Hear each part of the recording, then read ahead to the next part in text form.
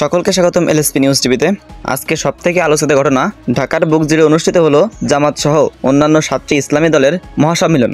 হাজারো সমর্থকদের ঢল নেমেছে রাজধানীর রাস্তায়। 5 দফা দাবি ঘিরে পুরো শহর এখন উত্তেজিত।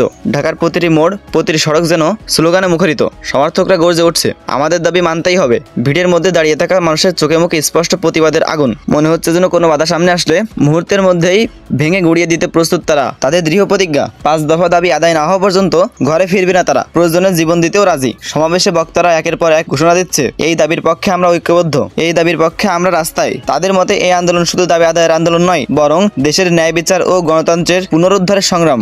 সমর্থকদের গলায় শোনা যাচ্ছে, 5 দফা দাবি আমাদের জীবনের দাবি, এটা মানতেই হবে যে কোনো মূল্যে। পুরো রাজধানী জুড়ে স্লোগান আর মিছিলে যেন অগ্নিঝড়ের মতো ছড়িয়ে পড়ছে। স্থানীয় দোকানপাট ও পথচারীরাও থমকে দাঁড়িয়ে দেখছে এই অনুভূতপূর্ব জনসমুদ্র। অনেকেই বলছে, এত বড় সমাবেশ ঢাকায় বহুদিন পর দেখা গেল। এক একটি স্লোগান যেন বজ্রপাতের মতো প্রতিধ্বনি তুলছে, যেখানে সরকারকেও এখন হিসাব কষতে হচ্ছে। এখন মূল প্রশ্ন হলো, জামাতকে আদায় করতে পারবে এই 5 দফা দাবি? জনমতে শুরু হয়েছে নানান আলোচনা, বিভিন্ন মহলে চলছে তর্ক বিতর্ক। রাজনৈতিক বিশ্লেষকরা বলছেন, এই দাবিগুলো পূর্ণ না হলে ভবিষ্যতে আরো বৃহত্তম আন্দোলনের জন্ম দিতে পারে। পরিস্থিতি কোন দিকে মোড় নিবে তা এখন সময় বলে দিবে। কমেন্টে জানিয়ে দিন আপনার মতামত। আর যদি জামাতকে সমর্থন করে থাকেন তাহলে কমেন্টে লিখে যান, জামাত জিন্দাবাদ।